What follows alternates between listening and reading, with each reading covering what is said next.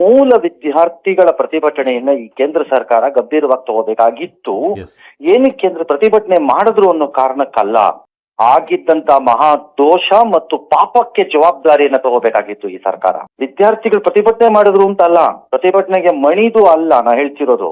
ಆದ್ರೆ ನಡೆದಂತಹ ಮಹಾಪಾಪದ ಕೃತ್ಯ ಏನಿತ್ತು, ಪೇಪರ್ ಲೀಕು, ಸಾವಿರಾರು ಲಕ್ಷಾಂತರ ಮಕ್ಕಳಿಗಾಗಿದ್ದ ಅನ್ಯಾಯಗಳು, ಅದರಲ್ಲಿ ಜವಾಬ್ದಾರಿಯನ್ನು ತೆಗೆದುಕೊಳ್ಳಬೇಕಾದಂತಹ ನೈತಿಕತೆಯನ್ನ ಈ ಸರ್ಕಾರ ತೋರಿಸಬೇಕಾಗಿತ್ತು. ನೈತಿಕ ಪ್ರದರ್ಶನವನ್ನ ತೋರಿಸ್ತಿರೋ ಸರ್ಕಾರನ ಏನಂತ ಕರೀಬೇಕು ನಾವು ಹಾಗಿದ್ರೆ? ಅಂದ್ರೆ ನಾನ್ ಮಾಡ್ದಂಗ್ ಮಾಡ್ಕೊಂಡು ಹೋಗ್ತೀನಿ, ನೀವ್ ಯಾವನ್ ಬೇಕಾದ್ರೂ ಪ್ರೊಟೆಸ್ಟ್ ಮಾಡ್ಕೊಳ್ಳಿ, ನೀವ್ ಏನಾದ್ರು ಮಾಡ್ಕೊಳ್ಳಿ, ವಿ ಡೋಂಟ್ ಕೇರ್.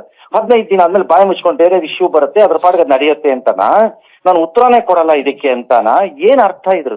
ಮೊದಲಿಂದ ಇದ್ದಂತಹ ಡಿಮಾಂಡ್ ಪ್ರಕಾರದಲ್ಲಿ ಒಬ್ಬ ಮಂತ್ರಿಯನ್ನ ಜವಾಬ್ದಾರಿ ಮಾಡಲ್ಲ ಇದಕ್ಕೆ ಅನ್ನೋದಾದ್ರೆ, ಒಬ್ಬ ಅಧಿಕಾರಿಯನ್ನ ಜವಾಬ್ದಾರಿ ಮಾಡಲ್ಲ ಇದಕ್ಕೆ ಅಂತಂದ್ರೆ ಸರ್ಕಾರ ಇದ್ರೆಷ್ಟು ಸತ್ತೋದ್ರೆಷ್ಟು?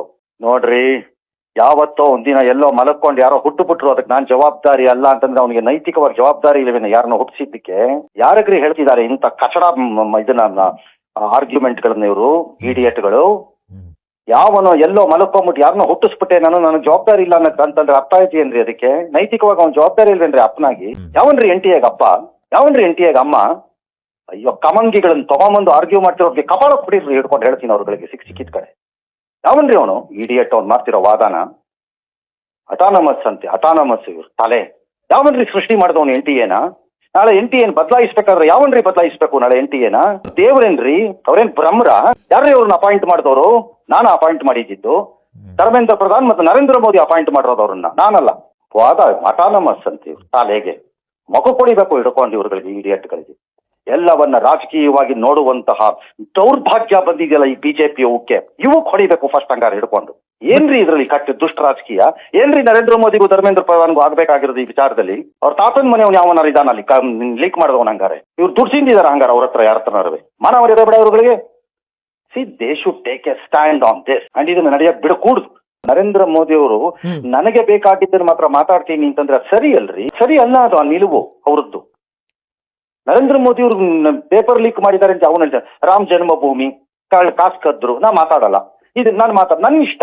ಓಕೆ, ಹಾಗಾದ್ರೆ ಮನಮೋಹನ್ ಸಿಂಗ್ಗೆ ಮೌನಿ ಬಾಬಾ ಅಂತ ನೀವ್ ಯಾಕೆ ಕರೆದ್ರಿ?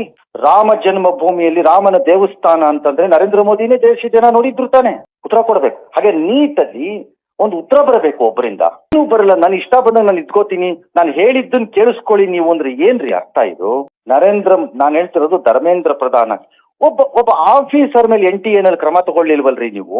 ಏನೋ ಇನ್ನೊಂದು ರೌಂಡ್ ಅಲ್ಲಿ ಎಕ್ಸಾಮ್ ಮಾಡಿದ್ದೆ ದೊಡ್ಡ ಸಾಧನೆ ಅನ್ನೋ ತರ ಆಡಿದ್ರಿ. ಆರ್ಮಿ ತಗೊಂಬಂದ್ ಎಕ್ಸಾಮ್ ಮಾಡಿದ್ರಿ ಅಂತ ಬೆಂತಟ್ಕೊಂಡ್ರಿ ಅಯೋಗ್ಯರು.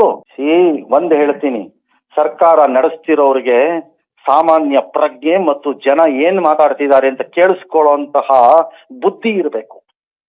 ನಾನೇ ದೊಡ್ಡ ಮನುಷ್ಯ, ಎಲ್ಲಾ ಕಡೆ ಗೆಲ್ತಾ ಇದ್ದೀನಿ, ನನ್ನ ಸರ್ಕಾರ ಇದೆ, ಯಾವನೇನ್ ಮಾಡ್ಕೋತಾನೆ ಅನ್ನೋ ದಿಮಾಕಕ್ಕೆ ಬರಬಾರದು. ಆಡಳಿತದಲ್ಲಿ ಇದ್ದವರು ಸ್ವಲ್ಪ ಅಂತಹ ದಿಮಾಕಗಳ ಪ್ರದರ್ಶನವನ್ನ ಹೆಚ್ಚು ಮಾಡ್ಕೋತಿದ್ದಾರೆ.